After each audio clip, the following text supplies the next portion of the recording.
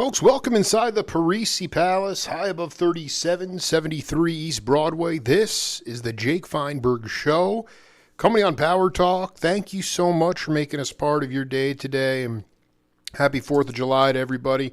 I used to say Happy Independence Day, but really that's not the case for all people in the world and even in this country. So hope you're enjoying your day, and what an honor it is to bring in a cat who probably knows and has realized from a very early age the magic of spiritual music and allowing the music, or rather following the music, following the muse, and not necessarily just reading the notes that are on the paper, but being able to leave the head of the tune and take, as a collective unit, take things into the stratosphere so that people enter the spirit mind and leave the thinking mind. And that's one of the issues that we're having in our society today, is that technology has so far exceeded humanity that everything has become a formula trip. Everything has become exact and perfect. Everything needs to be sterilized. And basically what that does is it keeps people in a logical mind. But you don't realize that in the music of what we call jazz or improvisational music, the place where expanded consciousness can occur is when you enter the spirit mind. And no matter what kind of music I'm going to seed today in my life, I don't care if it's rock or jazz or funk or whatever it is, it's my job as a member of the audience to make sure that the musicians know that they need to get to the spirit mind as soon as possible, so that I can have descarga and burn through all the shrouded karma that exists in my life and walk out of there with more contemplation, more love, and more consciousness. Joe Lovano, welcome to the Jake Feinberg Show. Hey, Jake. Thank you, man. Beautiful. Oh, man, it's so good. Yeah. Beautiful introduction and talking about pure improvisation and the study to develop ideas within the world of music. Your personal history creates who you are, and as an artist, and I feel so fortunate to have developed through the years, playing with some of the masters that taught me those unspoken things just by the spirit of the music. To play notes nobody wrote, and to put them together in your own flowing manner. It's such an honor to talk to you, man. No, I mean, I'm 43, and I was a late bloomer when it came to music. And but man, I mean, Joe, well, first I just want to get this out of the way. I want to play this audio clip for you, and then come back and we'll break it down. Okay. Okay. By the time I came out of the LSD period, and I figured out what I had to do, which was basically start yoga and meditating and just change my life around, and which I did. And so I started that about a year before I came to New York. And by the time I got to New York is a very intense city, and so I kind of doubled down on my yoga. I started to go to see a lot of different spiritual masters. Basically, once you open the Pandora's box of trying to figure out who you are, self-knowledge, whatever you want to call it, enlightenment, it's a very hard box to close, and I didn't want to. In the end, after doing yoga, which I continued for many years, the yoga of Master Vishnu Devananda, and I would go to the Sufis. The Sufis, for those who don't know, is the more mystical side of Islam, and very, very beautiful side of Islam. Unfortunately, we don't hear much about it. We only hear about the bad side of Islam, but there are bad people everywhere. Right. Nothing to do with religion. That's right. And I used to run into Paul Motion there, who's the drummer with Bill Evans. Oh, my God. Okay, Mr. Lovano, I just want to know, were you ever, how did you connect with Paul Motion? Because that was John McLaughlin. I thought that was John. And when he first came to the New York, he's searching for like some spirit community to feel connected to because of the intensity. And he goes to this Sufi gathering, and there's Paul Motion. I'm like, did Lovano become a Sufi at some point? That's what I wanted to get out of the way, you know? Paul came up in that certain crowd of very spiritual players with Charlie Hayden and Keith Jarrett and Dewey Redman and this Bill Evans, of course, and Gary Peacock and Paul Bley. And I think when that period when John McLaughlin was speaking was probably in the 60s, late 50s. Yeah, 69 basically. Yeah, 69. And Paul was doing many things with all those folks, you know. And he was part of that kind of musical period through the 60s with John Coltrane and Albert Eiler. Paul played with Albert. And, for me, I mean, growing up listening to Paul on records, before I ever met him, I was drawn into that whole idea of creating music within the music, from his earliest stuff with Bill Evans, basically. But then I heard the Keith Jarrett Quartet in 1971 and 2 with Charlie and Dewey and Paul, and I was going to Berklee College of Music at the time, just out of high school, and that was the direction and the music that totally captured me. I started playing with Paul 10 years later, in 1981. And, it was a real development about trying to improvise in a manner that was like vibrating on tonalities and not just playing as a technique, as an exercise to play. And getting into that crowd, that's what that was all about. All those players, they played with a beautiful technique, but it wasn't an exercise to play. It was an idea about creating ideas together in a unit, And 1981, Bill Frisell and I both started to play with Paul. And then we played with Paul till his passing in 2011. So for 30 years, Bill and I were a part of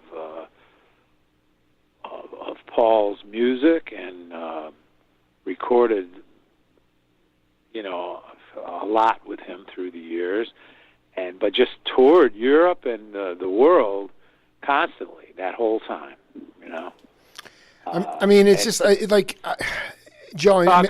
Yeah. It's because just on July 1st was the first night I played for an audience since the pandemic and everything, and we played a concert, a tribute to Paul, because it was like this is the 10th anniversary of his passing this year. And Michael Kelly, a filmmaker, did a film on Paul, and that's going to be released soon. It's called Motion in Motion. And the concert on July 1st at the Falcon Art Center up here near where I live in Marlborough, New York, which is about an hour and a half, 2 hours from Manhattan, up the Hudson, But anyway, Bill Frisell and I played with Thomas Morgan on bass and Larry Grenadier on bass. Wow. Steve Cardenas on guitar and Tony Malaby on tenor and Marilyn Crispell on piano, also Angie Sanchez on piano, and Francisco Mela played drums throughout the evening, who's an amazing, beautiful musician on drums, and we played Paul's compositions in different combinations. Bill and I played some duets and some quartet with Mela Thomas. And it was a beautiful evening of exploring some of Paul's tunes. And it's funny you brought this up just now, man, because it's looming large for us. Yeah, well, I'm not a Sufi, but I really relate to that mystical side of Islam, and I mean, it's so surreal to me that. Well, when you improvise and you go into channeling, and you go into like a certain kind of a trance, and you do try to not think and let the music take you and sustain a mood, you know. And my years playing with McCoy Tyner taught me a lot about that too. About creating a feeling and sustaining it.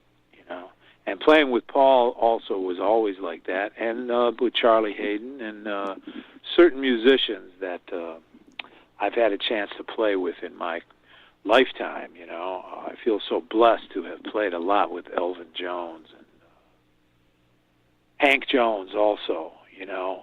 Different kinds of music, but it all had the same kind of channeling flow.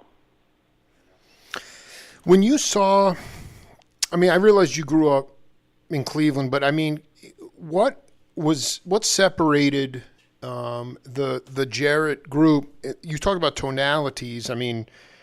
But was it just? You go back to something like Miles's group in the mid '60s, the Plug Nickel sessions, where they sort of left the heads of the tunes, and every tune. You never played the same song the same way once. What was Keith's group doing that was revelatory to you in terms? Well, they were completely creating music within the music. You have structures, you have little sequences of changes and harmonies, and there might be a certain tempo that something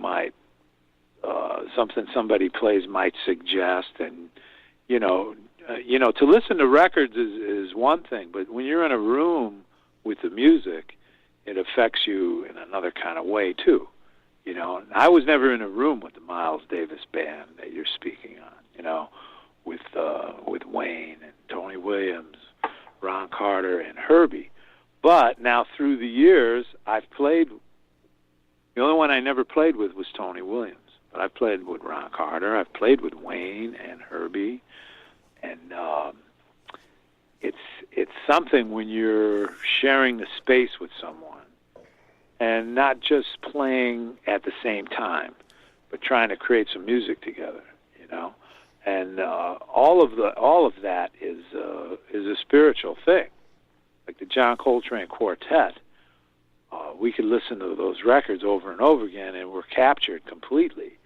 But I was never in the room with that quartet. That would have been a whole other thing for me in my development. Right. But I played a lot with McCoy and a lot with Elvin, and that teaches you a lot of things about that Sufism, about the spiritual side of things. Do you believe that? Well, let me ask you a question. I remember talking to a great session player from Cleveland, Craig Durgee. He used to go to the place called the Club 100. Did you ever go there? No, my dad used to play there though. That was more in the 50s and into the 60s, but 40s and 50s really. I want to know where. I know. I want you to talk about your dad because your dad, to me, like I was going back to my interview with Tommy LaPuma last night, and he was talking about Nick DeCaro and how he got him out to Los Angeles, and I'm like, Joe's a little too young. Like, when did you first? When were you first on the bandstand? Tommy LaPuma and my dad were friends, and Tommy was a barber. My dad was a barber too. Mm-hmm. But Tommy was a tenor saxophone player, and there's pictures of my dad and him playing at jam sessions. God, that's great. That is so great. My dad was born in 1925, and I'm not sure when Tommy was born. It might have been 10 years younger than my dad or something. Right. Earlier 30s, But my dad was one of the leading players around town in his time, in his day. And he heard Charlie Parker live. He heard, Lester Young, and played in jam sessions with Gene Ammons, and a jam session once with Coltrane when Coltrane was on alto in the early 50s. Came to Cleveland with a blues band.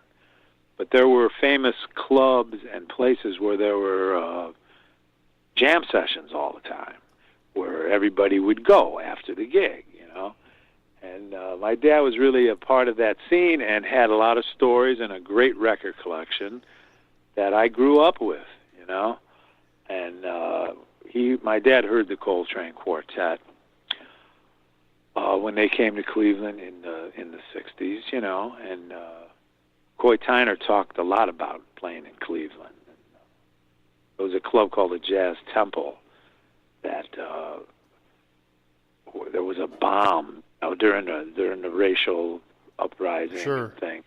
A lot of turmoil going on, But my dad heard Coltrane's Quartet at the Jazz Temple before that incident, And then when things changed in 65 and 6, a lot of those clubs were gone, all the famous clubs that were in Cleveland. And Detroit and Pittsburgh and Chicago.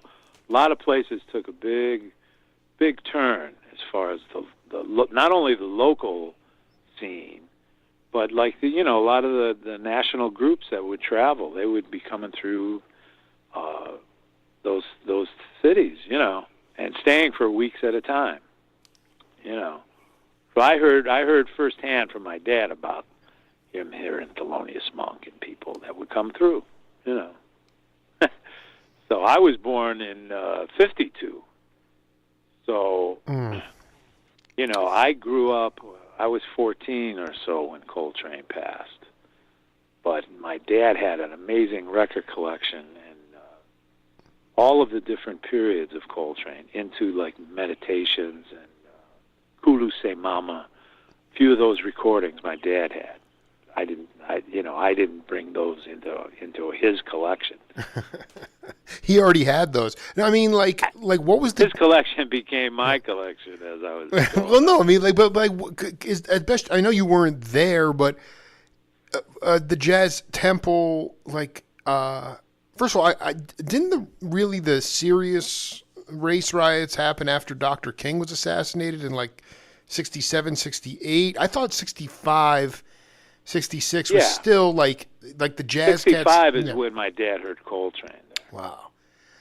I mean, the vibe must have been, I don't know, you're so blessed, man, because you caught this magical period of things were changing a lot. But I just remember I just was wondering if you could talk. Also, Albert Eiler was from Cleveland, right?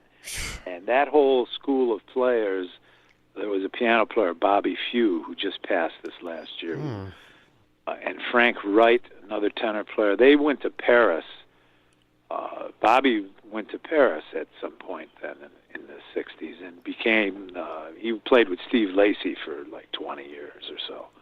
But there was other players that I knew about and then eventually played with and met during my travels with Paul and other groups that I've toured Europe with, and it was always a Cleveland connection somehow. No, I mean, dude, I mean, it was so. It felt great. I mean, can you talk about the first experience playing? The one thing that was still kind of happening a little bit was the organ trios. Did you ever play with it on the Chitlin circuit at all in the Midwest? I know there were supper clubs with Don Patterson and Billy. Those were my first gigs. Can you talk about that? I mean, that stuff was sanctified, man. That was It was, because it was coming from the church also, the real church feeling in that music. And in the 60s, all the groups my dad had, after a certain point, were with organs, because a lot of the clubs didn't have nice pianos. But you could pull up to the front of any corner tavern with a B3 and a Leslie speaker and walk in and turn any like bar into a club, into a jazz club. I love it. And Lou Donaldson was a pioneer in that. You know, Lou would go on the road. We've spoke about this a lot. He talks about Cleveland. I love Lou, man. Jesus. Yeah, he's something else, man. We're so blessed. Oh my God. He's still with us. I know, man. I interviewed. These guys are insanely.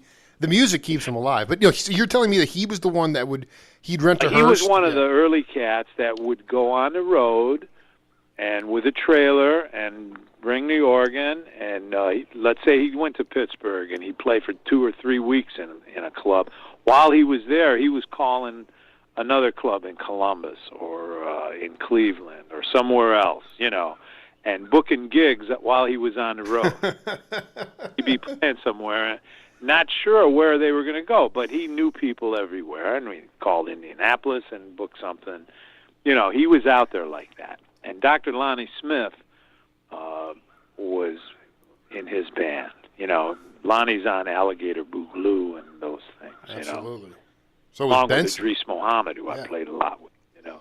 But anyway, so Lonnie, they came to Cleveland. There was a club called the Smiling Dog Saloon from 1970 to 75, something like that.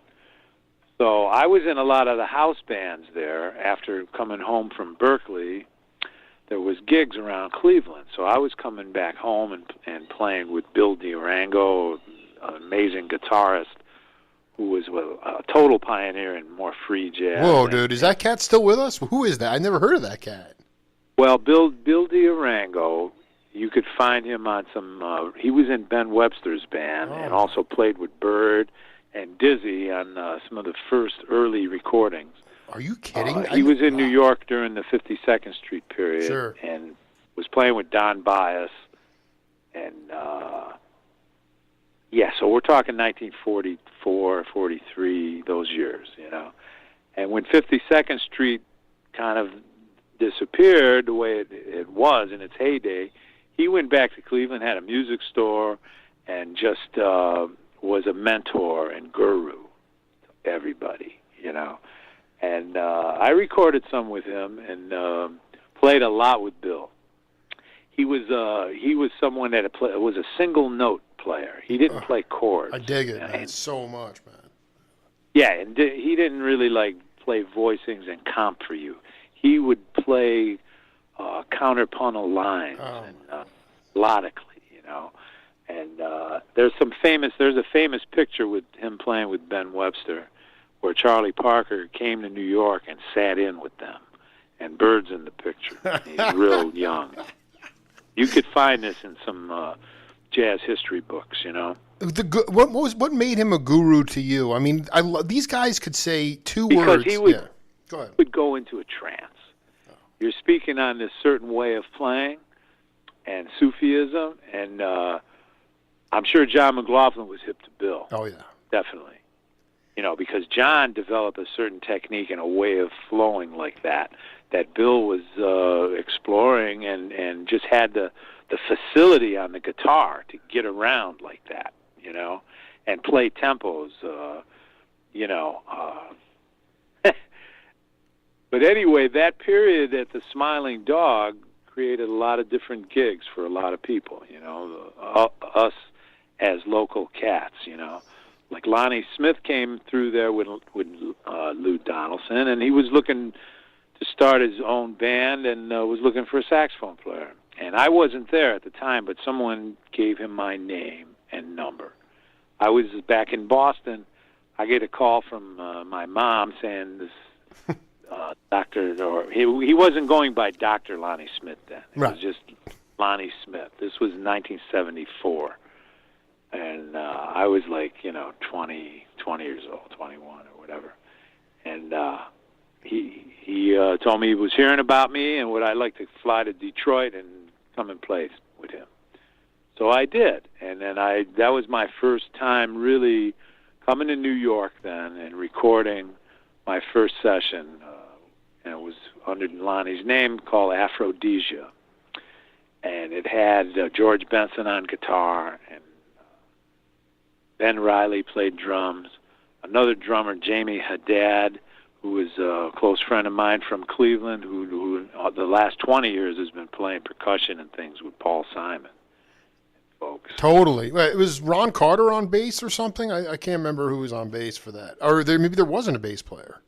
Oh, there was some with no bass, but yeah, Ralph Armstrong played on a few tracks, and so did Ron Carter on electric bass. Right. No, I mean, because we let it, I don't know if you caught that tune. It was I Can't Stop Listening to This. It's the next Lonnie Smith album, Keep On Lovin', and this tune, Filet of Soul. And it's like, dude, it's like the most beautiful, lilting R&B. But I just, when you first started to gig with Lonnie, for instance, I just want you to talk to younger cats today, because so many of my peers and younger friends, that the music has gotten fundamentally so loud because of, super high-end PA system or just, surround sound systems, not a lot of dynamics. There were some times, right. Well, I just want to say, where did you think your ears grew the most on the band? Well, I had to develop a sound to play along with an organ with no mic. Right. And you develop a projection, and the way those cats all played was so musical. There was dynamics in the way they played. Oh. Lonnie could play like triple forte if he felt it, but he would live in a mezzo forte place, and then go softer and then rise up. So when you grow up playing with musicians that play with more character in their playing, that's what what is sound? Sound is your approach about how you're playing. And playing with some of those cats was beautiful, man, because you really had to, you played with dynamics yourself as a horn player. There were never any monitors or anything on any of the gigs we played. There would be a PA system. I would play into a mic also sometimes, but it was for the room, And shortly after I played with Lonnie, Jack McDuff came to Cleveland, and he played the Smiling Dog, and I was playing opposite him with a quartet. And he was McDuff. He was traveling with two tenor players, but he had like a saxophone section type book with alto, two tenors, and baritone. Wow. So in each town he would go, he would hire an alto player and a baritone player in each town. So that week I got called, asked if I would play the baritone book. I had a baritone, I had never really played a gig on baritone, but I had a baritone and I would practice, I was playing the horn. So I said, oh yeah, okay. So I played the week on baritone, and this alto player, a friend of my dad's named Willie Face Smith, who ended up writing my orchestrations for my 52nd Street release on Blue Note Records with my nonette that won a Grammy. Face was played alto. He played beautiful, man. He had a sound like coming from Bird, but he didn't get around his horn like that so much, but he had that kind of tone. Beautiful, majestic alto sound, He was known for, when Thelonious would come to Cleveland, Face would play alto in his groups he'd put together with local cats. Anyway, Face and I played a gig, and we had a lot of fun that week. Joe Dukes was playing drums, and this great tenor player, David Young, from Indianapolis, played with George Russell in the early 60s. And, Joe Dukes showed up for the gig, because Lonnie told me he had to fire him a few times. I mean, the Dixie Bomber was a very elusive character. Dude, those guys. I mean, Booker T. Jones told me that when he went down to 4th and Beale to see McDuff, his pant legs were just whipping in the wind from Dukes and McDuff, man. I mean that. Oh yeah, they were a real team, man. And the Dixie Bomber played with us on some famous recordings with Jack, with Red Holloway on saxophone and different cats through the years. But in 1975, he was there still with McDuff and played amazing, man. He had such a beautiful beat. But he was like a elusive character too. He could disappear and all of a sudden run into the room and make a grand entrance. You know, he was a real theatrical cat also, but played so beautiful, man. And but David Young was a master saxophone player from Indianapolis that was friendly with Dolphy and Coltrane and everyone in the early '60s.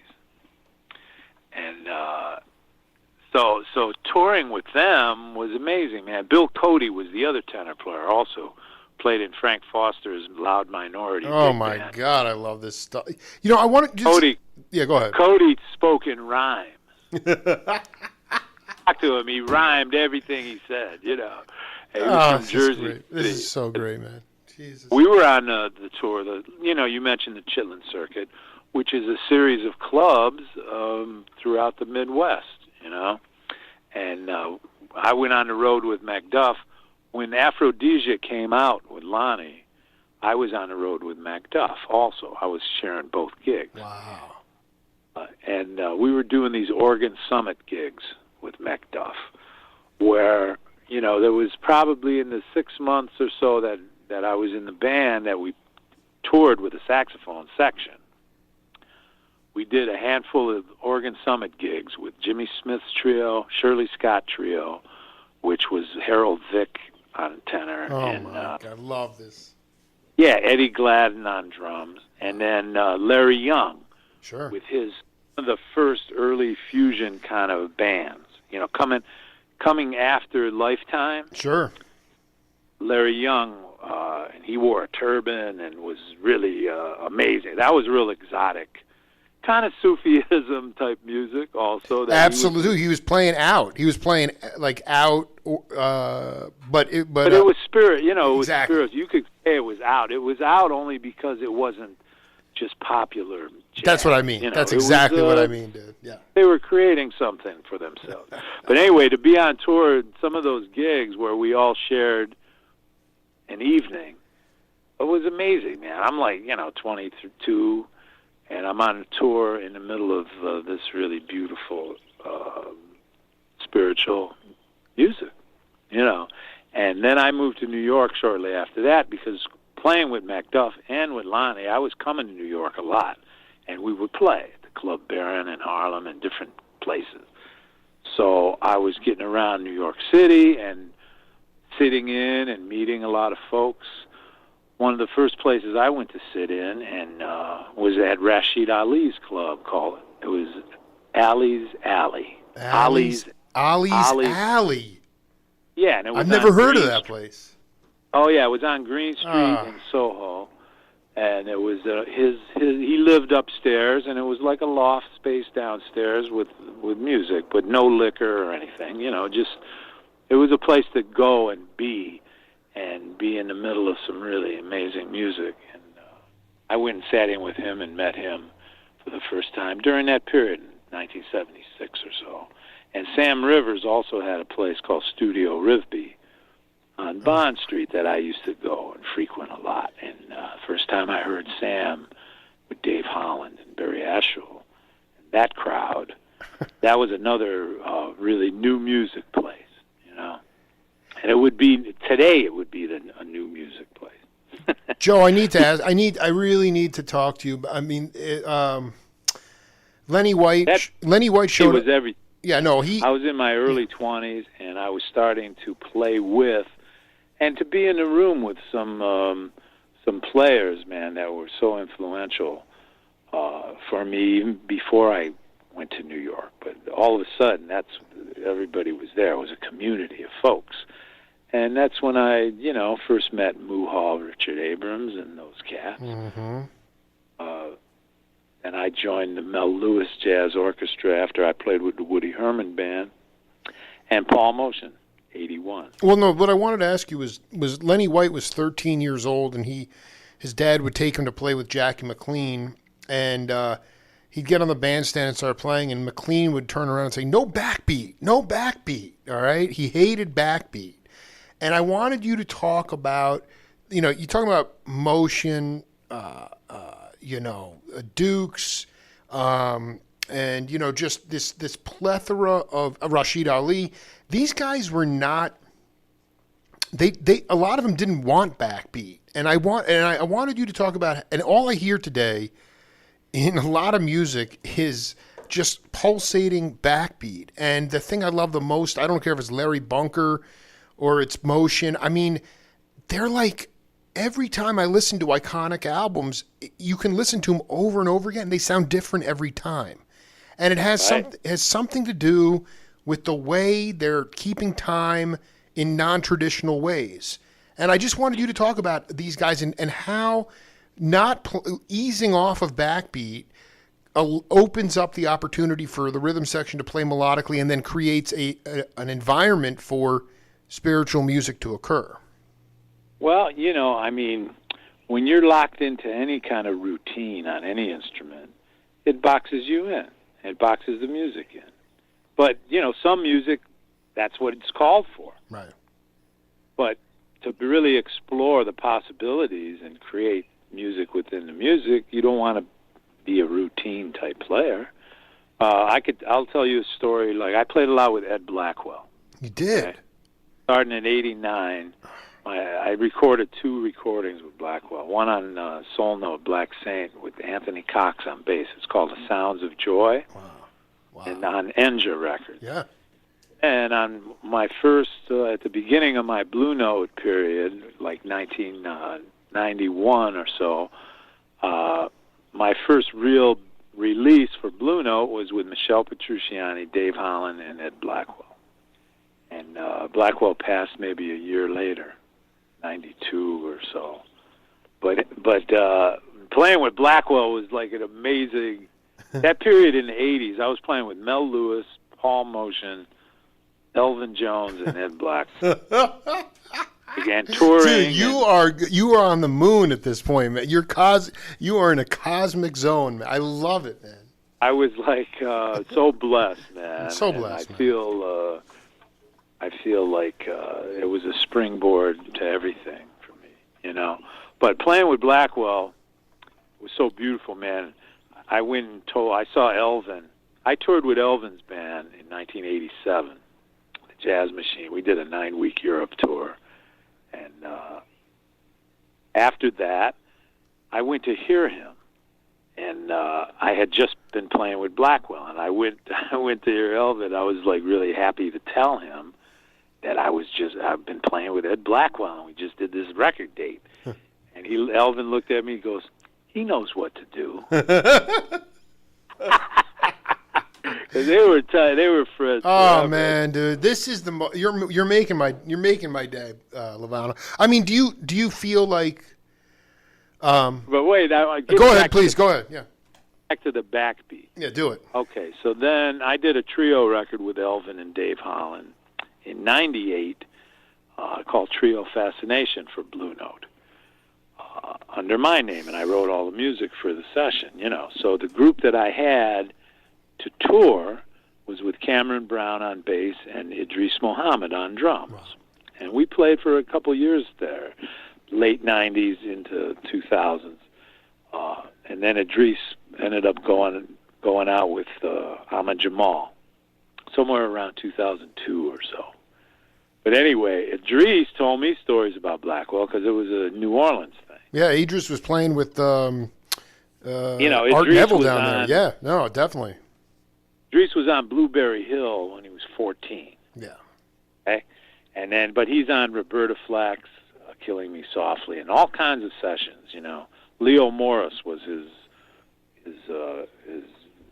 real name and sorts, but Idris, he was following Blackwell around, and he told Blackwell one day, Blackwell heard him play and dug his touch and his sound, and he asked Blackwell, he said, man, I want to play jazz. I want to play more jazz. What do I do? Blackwell told him, he said, well, stop playing the backbeat in your left hand and find something else to do. Wow. And then Idris developed a style, man, where he played around the whole drum kit with his left hand, more melodic. The way he tuned his drums, and the way he would play ideas with his left hand while he was playing the cymbal beat and the bass drum and the hi-hat. Exactly, exactly. Yeah, and he developed a whole way of playing, but all his own, and had the embrace of Art Blakey and Elvin and everyone through the years, But that's the thing. It's like not to fall into a routine. Sometimes those routines make everything happen, but you have to be an independent kind of a player, so you could be the way Billy Higgins interprets things. Billy Higgins is on so many recordings, probably the most of anybody. Makes everybody feel so good in the band, as an example. Well, I mean, essentially, jazz through the 70s was a black subculture, and I'm wondering about if you could just talk. I think it's really pretty interesting. I could probably count on my hands the number of cats who have made a living playing the music they've wanted to play. And I think you're one of them. And I think you're amazingly blessed to have done that. And I wonder, and all these ways of playing, you have to believe in yourself, and you have to carry yourself in a certain way where you're sharing the space with everybody, and then the music brings you places, and it goes way deeper and way beyond like any kind of racial thing. Well, no, what I wanted to ask you is, were you goes into humankind also. It goes into the world of music, which is what jazz really is. Jazz is about the world of music, and that's why someone like Miles or Coltrane and certain cats through the years, Cecil Taylor and others, have it's a very universal language around the world that wherever you're from, your deep roots, your blood comes through in your sound and your idea of what that even means, and it's an amazing thing, man. Well, that's a great. I mean, it's the question. A couple questions. I mean, did you ever have to take gigs to pay the bills, or have you always been able to play the music that you wanted to play to make a living? I mean, Julian Priester said there's a fine line between being a musician and being an artist, and being a musician means, hey, you know what?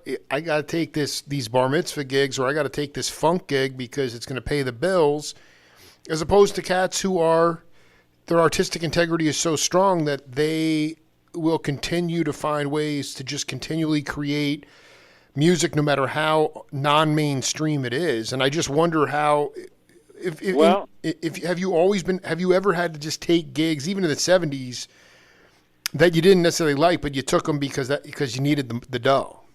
I was really fortunate to be embraced by some of the master leaders in Masters, music. Man. Yeah, and able to secure some gigs for myself. But growing up, my dad taught me about being as versatile as possible, so you really develop a repertoire of music you love to play, okay? And that includes famous songs and standard repertoire, right? So to play a wedding or to play a bar mitzvah sometimes, in those days, when I was a teenager and into moving to New York, it was always playing famous songs. It was always playing standard tunes and improvising and playing with cats who knew a lot of music. Like, there was never any music on stage. You would call tunes. I love it. You know what I mean? Oh, but totally. you might be playing a wedding or a commercial type gig, but you're playing your horn, And to give you an example, I'm in New York, and I was in New York only 6 months, and I got the gig with the Woody Herman Band, 1976. So I went on the road with Woody for 2.5 years. where we had a week off in the summer, a week off at Christmas. That was it. We were on the road the whole time. My first international touring was with Woody. So everywhere we went, whether it's Chicago or St. Louis or different towns, if I, after our gig, or I would go to the local clubs and have my horn and sit in and meet cats, Left the band, I knew people in all these different places, and they knew me. So I started to travel as like a soloist, like Sonny Stitt and a lot of cats traveled around the States and played with local rhythm sections for years. Really? In different towns. Oh, yeah. They'd walk in and set up a gig for the band themselves, but they'd surround themselves with local cats. Well, they would be hired, like there would be a club, the Jazz Showcase or something in Chicago, that would hire Sonny Stitt, and he would go to Chicago, and he'd play with the local baddest cats in town. Love it. For 2 weeks or whenever, But just to say Sonny Stitt's name, he very rarely toured with his same rhythm section like people do today, you know what I mean? Right. Or like Horace Silver, he would have his band. There were a few cats had bands, Art Blakey, Horace Silver, but a lot of solo players, and myself included, at an early age, you make a reputation and you go and you play with the local baddest cats in town that are playing house band in the different clubs, whether you're in Indianapolis or Cincinnati or L.A., So I got into that thing because I knew about it. So I didn't have to take any kind of the weird commercial gigs that were uncomfortable to play. I kind of created something for myself to happen. But here's an example. Did you know who Sal Nestico was? Oh, my God. Syracuse, right? Unbelievable cat.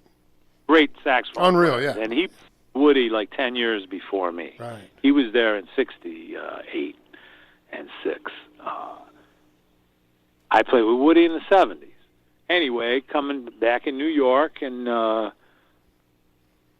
Sal's around New York a little bit in the early 80s. But he mainly lived in Europe. He moved to Bern, Switzerland, and lived in Europe and Italy also. But Sal calls me one day, and he says he had this wedding, and he couldn't make it. It was in the afternoon on a Sunday. And would I like to make the gig? Paid a nice little taste. I said, oh, yeah, okay. He gives me the address. I go there, and it's an outdoor little scene, like this. The stage is on the driveway, right? All right. The driveway is the little dance floor, and then tables are on the grass. I go there, and it's Jackie Byard on piano, Atkinson on bass, and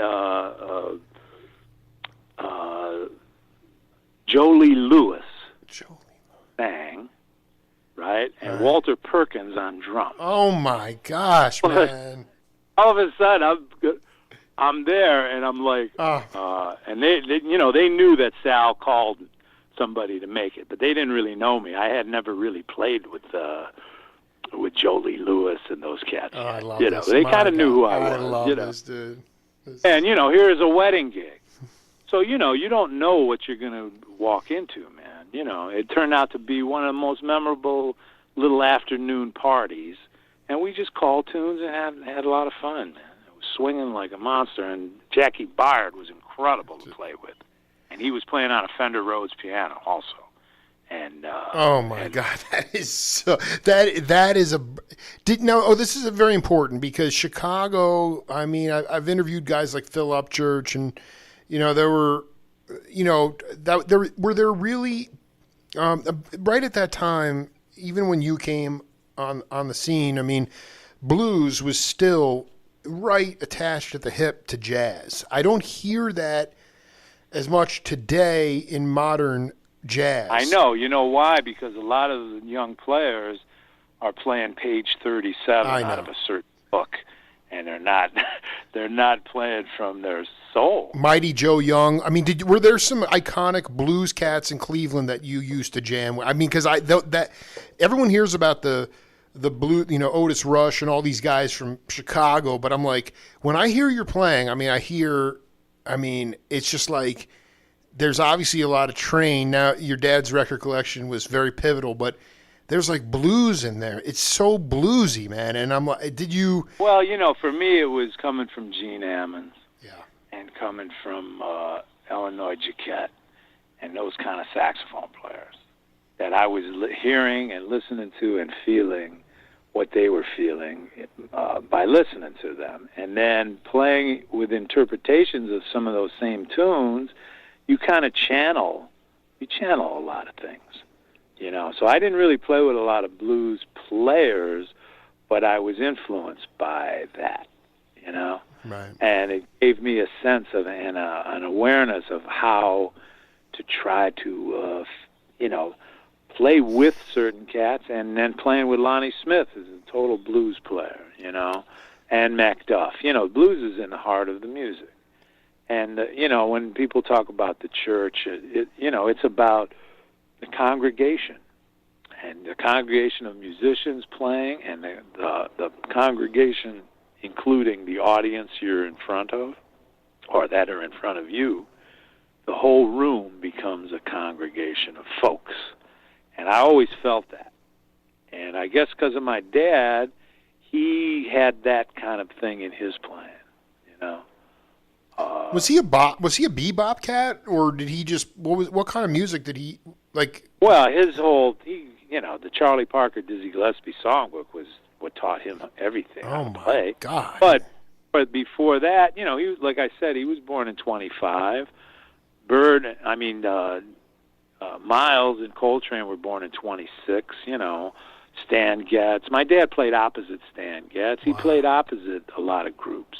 Sure. Flip Phillips and different people that would come to Cleveland. It's a place called Lindsay Sky Bar. That was a real famous club where I know that's where he heard Bird with Strings. The early 50s, they came and played there. Like, they came to Cleveland 3 times and played at Lindsay Sky Bar with strings. And my dad always talked about hearing that. And then I found a book about Cleveland jazz history. Right. It mentioned clubs and who played in what years and everything. And I found, after, my dad passed and everything, I found certain club references that tied together stories from my dad. Tad Dameron was from Cleveland. So my dad played with Tad Dameron also. There's newspaper clippings with my dad's name playing quartet gigs with Tad Dameron when he would come home, from New York, like 1958 and those years, So, he wasn't from Cleveland. I think Columbus was Rahsaan Roland Kirk, too. Rahsaan was from Columbus, but came and played in Cleveland a lot. Wow, And Cleveland. my dad's organ player his name was Eddie Backus, who's still with us today. Eddie Backus, dude. Oh, he's still around? Oh, yeah, and I play with him. When I go home to Cleveland and I book some gigs, dude, that dude, man. Holy. Oh, yeah. Now Eddie, he was, him and his drummer, Cookie, who also was blind, they were in Rahsaan's trio called the Three Blind Mice early on. Oh, my God. In Rahsaan's career, like traveling and stuff. And they came, and Eddie and Cookie settled in Cleveland. And this is the early 50s. And that my dad, when I got my driver's license, right around 15, 16, I remember going and hearing my dad with Eddie Backus and Cookie playing a trio gig. And, that's when I first sat in and played with Eddie when I was a kid. Man. Talk about a blues player and a soulful, Did you? It's interesting because you're now. Eddie Backus Jr. also is a young saxophone player, lives in D.C., who played in that group Pieces of a Dream. Wow. I don't know if you know that. Yeah, I know. It was know more of like a little fusion group, maybe 10, 15 years ago or so, 12 years ago. Eddie's son, Eddie Backus Jr., is a beautiful young saxophone player. I remember when Mark Levine he wasn't even at Berkeley. This was how loose it was. He would just show up at Jackie Byard's house, who was teaching at that time, and was like, Jackie would play drums, and then Mark would play piano, and he'd say, let's play Cherokee in all 12 keys. And then Levine would fall apart at like D or G or something, and then Jackie's like, great, now you know what you need to work on, I'll see you next week. It was like a 10-minute lesson, you know. And then Harvey Mason would go, and Alan Dawson was like, you know, man, I can't really teach you anything new, but we can play games. So they'd play vibes and drums, and they'd go, and then, you know, Alan couldn't make a gig with the Duke Ellington Orchestra. He'd let Harvey go. When the Schillinger House first opened, which was before you went there, guys like Charlie Mariano would go either to clean up or start play a new instrument. It was a trade school for already established professional musicians. And I want you to talk as candidly as you can about what I consider to be the biggest crisis in extending vocabulary of melodic improvisation or jazz, is the idea that there's this assembly line going into the academy now where cats are paying, either they're going on scholarship or they're paying lots of money to get a degree with no guarantee of any gigs coming out. And also, I can't really hear any individuality within the sounds. I mean, I can tell Joe Lovano from Lucky Thompson, from Liebman. I mean, everybody, the drummers, LaRocca, Roker, Tony Williams, Max Roach, you can hear everybody sounded different. We know why. Can you talk about, can the language of this music that you have been marinating in for the last 5 decades or so, can it be codified and put into the academy? Well, you know, everybody has to have a purpose of why they're trying to play this music, and who they are, where they're from, how they listen, who they listen to. We have this library of recorded music that is incredible today. Yeah. There should be more creative players today than there were before, because you could listen and hear so many people, you know. I have the Gary Burton Chair in Jazz Performance at Berklee College of Music, right, which 9/11 was my first day. Wow. Okay, so this year is 20 years. Wow. Now, since 2009, I'm teaching within the Global Jazz Institute with Danilo Perez, John Patitucci, Terry Lynn Carrington, and we address the same forum of students. It's a master's program also, undergrad and master's within Berklee, and it's been an incredible, beautiful journey about trying to develop who you are as a person and a player, and not to copy, but to be inspired by folks within the library, and developing your own compositional idea of who you are also. Not just to learn what other people played and play music that other people play, but try to create your own music within this world of music we live in. And that's been really rewarding. And throughout this whole pandemic period, where folks couldn't play in the same room together, like the remote recording and the ideas about social things that we all live through, how that could come into your music today with this defining moment, you know, socially, and with the pandemic and all these things that are going on, that have always been going on. That's right. Actually, that's right. You're right. But to make who you are as a player have more of a purpose than just an exercise to play your horn like someone else played their horn. You know, there's a lot of clones that play. The purpose is to get a certain kind of a gig, let's say.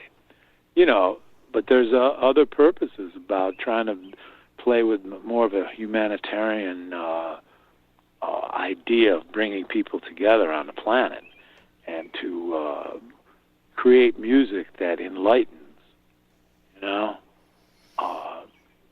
And that's something that's. I mean, how I think you said you can't really answer that question. No, you can't. Really. But no, I want to ask you something. This is interesting, and I'm not sure if you thought about this, but you said there should be more creative players today because the library is so deep. But how much of an influence is there's trumpet players today that never really listen to Dizzy Gillespie because he terrifies them. This is I want to ask you this question. This is an important question. The reality is you guys were autodidacts, and now cats are saturated with visual material on you. We're a visual society now, Joe, and I wonder, there's a reason why there's a homogenization of sound, and I think it's because you cats your ears were huge, and a lot of people like Gary Bartz told me cats' ears are locked today because they're learning to read before they can hear the music. You guys could just call tunes because you had a huge bag of tunes because you could hear it. Now you're visualizing it, and maybe you're not really listening. Well, that's one thing I speak about with young folks is to not play things the way it looks. Right. To try to play it with some kind of feeling. You could play those notes in that sequence, but now do something with those notes. That's a challenge for everybody, man. And a lot of people don't even know what I'm talking about when I speak. They don't even know what you're talking about. They don't even know what you're talking about. Oh, you have to do it for them. You have to give an example. I'll play through sequences of notes, and each time through is a different melody. I love it. With the rhythm of it, because it's all about the rhythm, really. Mm-hmm. Too. Yeah, right. The sequence of tonalities is these intervals and these sounds, but like the rhythmic approach that you have to develop to actually make those notes mean something in a flow, that's another thing, And that study is something important, man, about trying to say something with the music, That's why Charlie Parker was so incredible, man. He could play the same sequence of notes, and every time it'd be a different feeling and a different statement about that sequence, And you learn from cats who inspire you to try to figure out what that is, Because it's a journey, man. Like Wayne Shorter, man, he's like a young kid when he plays,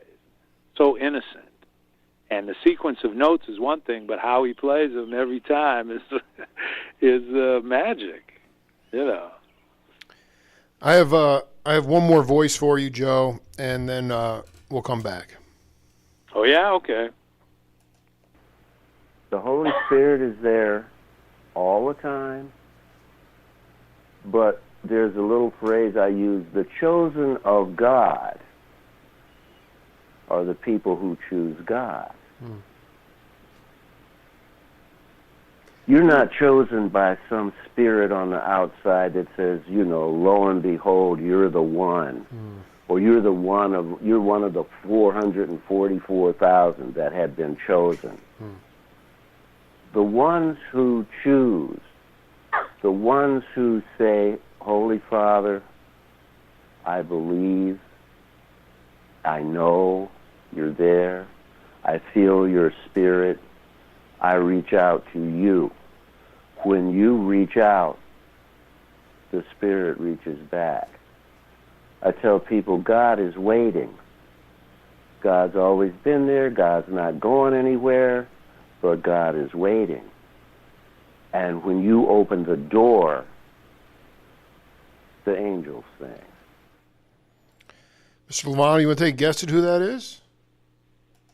That was my friend Ernie Watts. Dude, Brother Lovano, man, you are on fire, man. You nailed that. That was my third interview with Ernie, and obviously, I mean, Ernie's a beautiful spirit, man, and he gives and gives and gives, and he was just saying some things that he believes in, and he lives like that, And mean, I've known Ernie for some years, but recently during this period, we've been in touch, and you know, he sent me some recordings, recent things he did. I sent him some of my recent releases, and we've been in touch, you know. And as soon as you put that on, I was like, oh wow, yeah. I mean, I he speaks the truth, man, and that's how he plays. Ernie is an incredible musician, man. When you listen to Ernie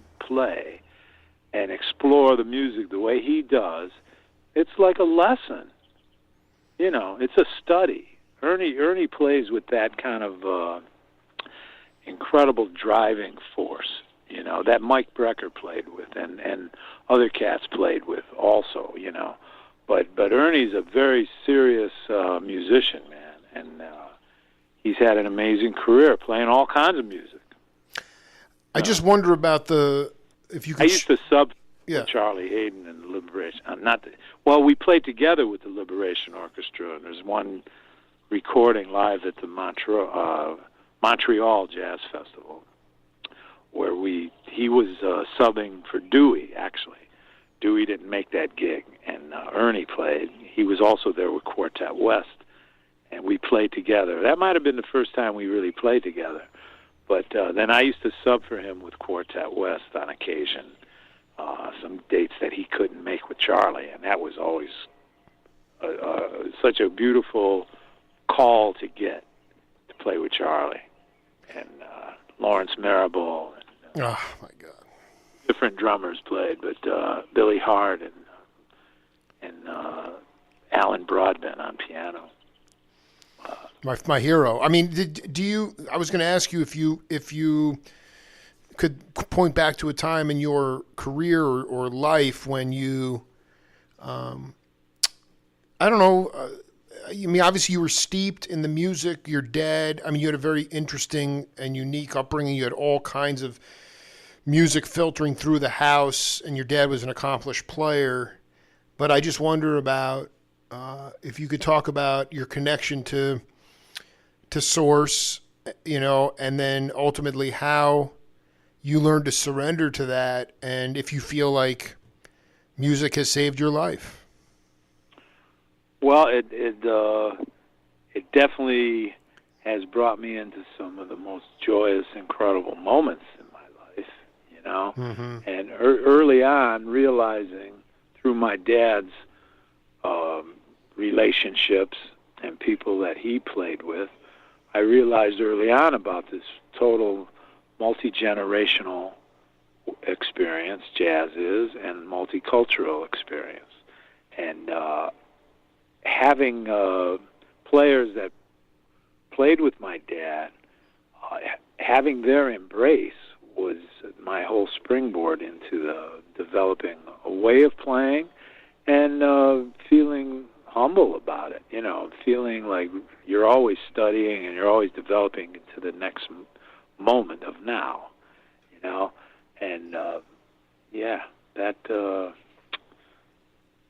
still is with me today. Did you?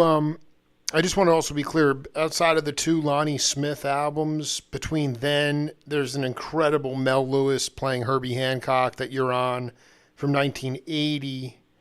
But what other recording sessions were you on prior to your connection with Motion, if any? I did 2 records as a leader for Soul Note.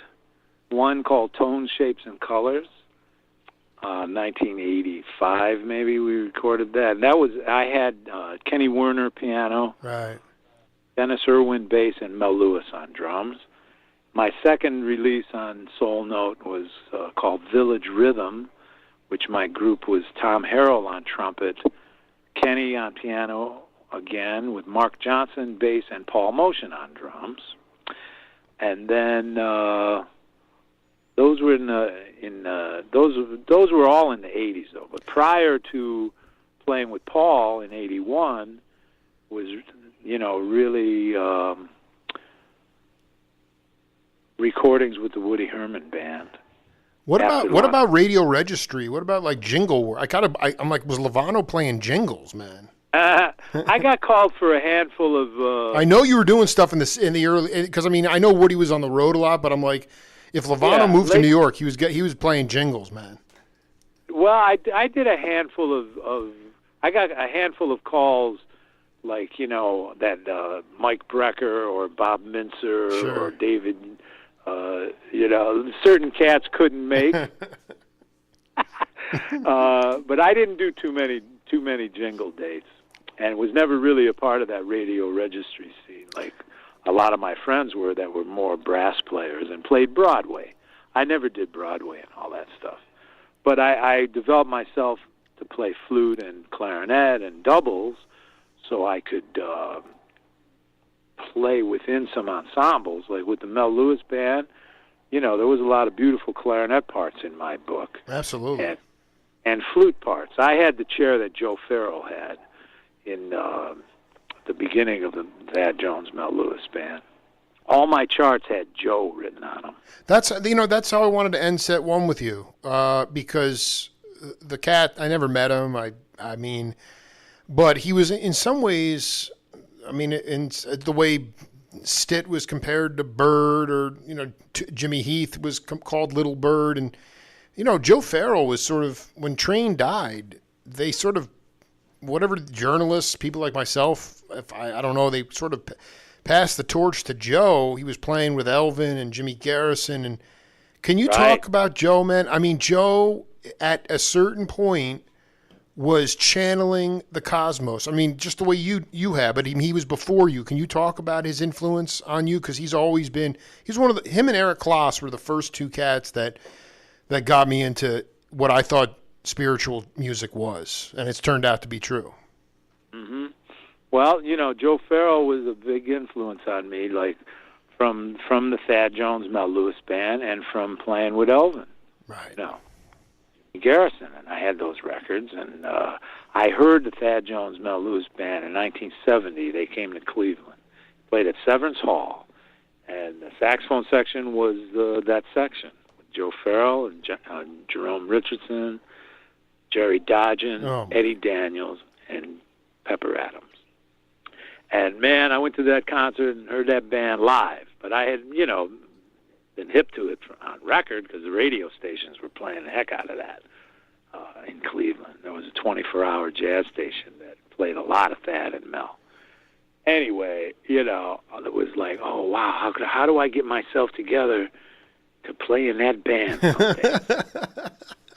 Still in high school. This is before I went to Berkeley. You're trying to scheme it. I love it, man. And man, I joined the band 10 years later, 1980. Wow. Joe Farrell was a serious influence just about the way he played flute also, because when I was a teenager and heard Rahsaan and then James Moody, the way they played flute, and I was in the room with them. I'm like 16 after I get my driver's license, I'm going to matinees and going to clubs where my dad he'd be playing in those same clubs on alternate weeks. But like, when the Star Week came, James Moody would come to town. And I went to hear Moody, man. I went and got a flute the next week. Right. Started to study flute with one of my dad's buddies that played more doubles, And so then Joe Farrell, his flute playing, the way he played piccolo, and the way he explored improvising in such a free-flowing manner was totally influential. And then joining Mel's band when Thad moved to Copenhagen. 1980, Bob Brookmeyer was back on the scene in New York, helping Mel kind of reorganize and add new material to the famous book. And the tours that I did at the very beginning with Mel's band, Brookmeyer was leading out front, and that was beautiful. Yeah, you're playing on Eye of the Hurricane is just like. Well, those moments. That was some of the first. There was a tour before that. That was the second tour to Europe. But so you did one in '79 too. Right. Yeah. And but playing with Elvin and talking about Joe Farrell with him was beautiful because Elvin really loved Joe, and they were tight. And there was another tenor player from Cleveland named Joe Alexander, who also played with Elvin when he first left Train, before the Joe Farrell moments. And Joe Alexander was another incredible player, coming from that Johnny Griffin, Gene Ammons school, who played with Woody also in the 60s, during the same period with Sal Nestico, and was real close with my dad. And Joe Alexander was one of the leading forces on the tenor in Cleveland. Really? Yeah, and he passed like 1971 or so, or 1970. But he played with Elvin a lot, and Elvin spoke about him, and he spoke about Joe Farrell all the time, and that was amazing. But you asked a question before about an early recordings before playing with Paul. Recording with Woody Herman through the years during that period. When I joined the band was his 40th anniversary year. So 1976, we played at Carnegie Hall, and it was recorded on RCA, and it was with all of the all-stars. It was our band, plus, Jimmy Giuffre, Flip Phillips, Al Cohn, Zoot Sims, Stan Getz, the Condoli brothers, Jake Hanna. Oh, my, this is ridiculous, man. Lamond on drums also. Don Lamond? Don Lamond. Oh, my God, dude. This is brothers and all. And, we played all the parts, and all these other stars played all the solos, except we did do our own set, too, where I was featured on a few things, right? But I played at the microphone, playing my part, with Stan Getz playing lead on Early Autumn. And that was an amazing moment for me, man.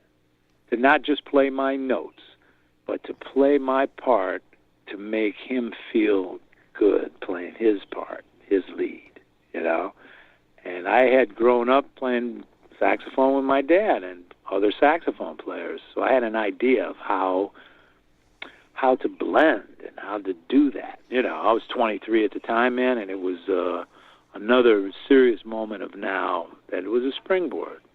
Having the embrace of Stan Getz and Zoot Sims and Al Cohn and those cats, man. Flip Phillips, who called me for a record date. I played on one of Flip's records when he turned 85 then. James Carter and I were both guests. Wow. What was the name of that? It was on Verve, and it was called Swing is the Thing. Flip Phillips. Kenny Washington played drums, and that was amazing. I think Cyrus Chestnut might have been on piano. The beautiful rhythm section. I think Christian McBride was on bass on that date. And, Flip Phillips was an amazing player, man, and was one of the first real saxophone players that stood toe-to-toe with Ben Webster and Lester Young and all the jazz at the Philharmonic. Interesting. I'll have to check that out. I'm not so hip to him as a precursor. He was there with Bird and everybody in jazz at the Philharmonic. Because he played with Woody in the 40s, Flip Phillips. Joe, before I let you go, can you just you've dropped so many shaman names, and I know that word gets overused, but you've played with a lot of shamanistic healers, and if there's one, what would they say about this time we're living through? You've been around a lot longer than me, but I feel the difference now is that, people talk about our country being divided. It's more than that. It's people look at the other side as the enemy, and we really are we're one human race. And I just wonder what those shaman cats, the Blackwells, the Elvins,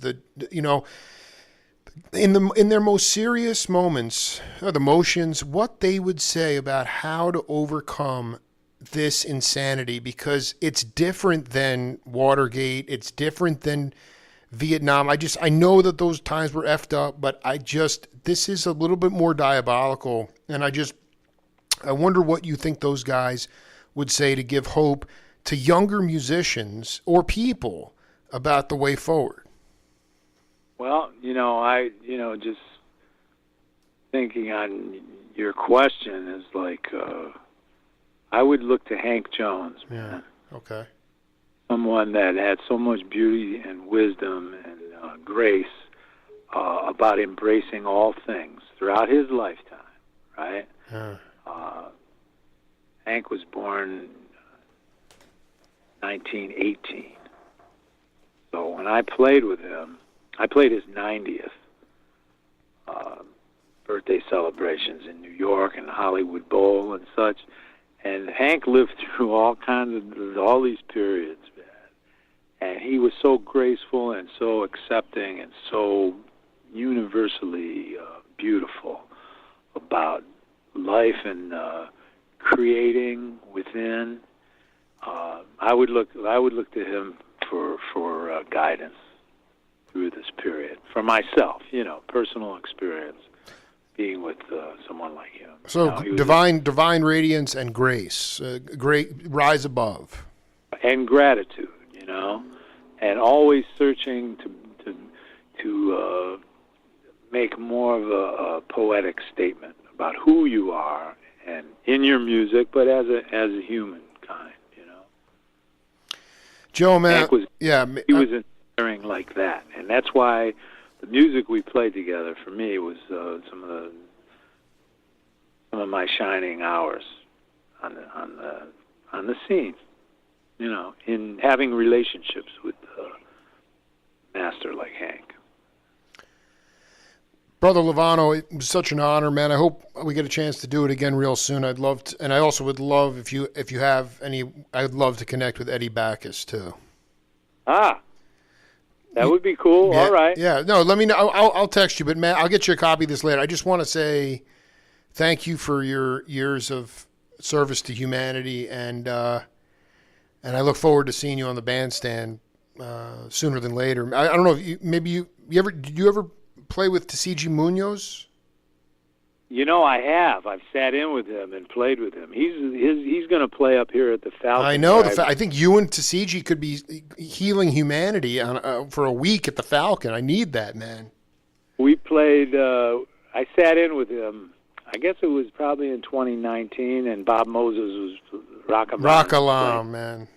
Rock-a-lam was playing drums also. I love it. And, love it. Yeah, he's a total spiritual. He's my spiritual teacher, man. He's helped heal me, man. He's an amazing cat. That's beautiful. Yeah, so where are you located? I'm a Long Island cat, based out of Tucson, Arizona, man. You're in Tucson. And I'll tell you, the place to go is the Musical Instrument Museum in Phoenix. It's an incredible. I've been there, man. I played in there with Chucho. Yeah. I just want to see Lovano as soon as possible, man. Also, I'm supposed to do something at the university out there. Are you kidding me? But it's in next spring. U of A or ASU? At Arizona State. Okay. I was booked to do something, and the pandemic canceled that gig, but it's been rebooked. So I'm supposed to come out there and do something. All right, then let's link up. All right. Yeah. All right. Definitely. Much love, Joe, and happy holiday, and keep on trucking, man. We'll talk soon. Much love. Yeah, text me and I'll get you information about Eddie. Much love to you, brother. Okay, you too. Later. Yeah, Jake. Bye, man. Thank you. Yeah. What you're doing. All Later. right. Peace. And we'll be back with Robert Walter right after this.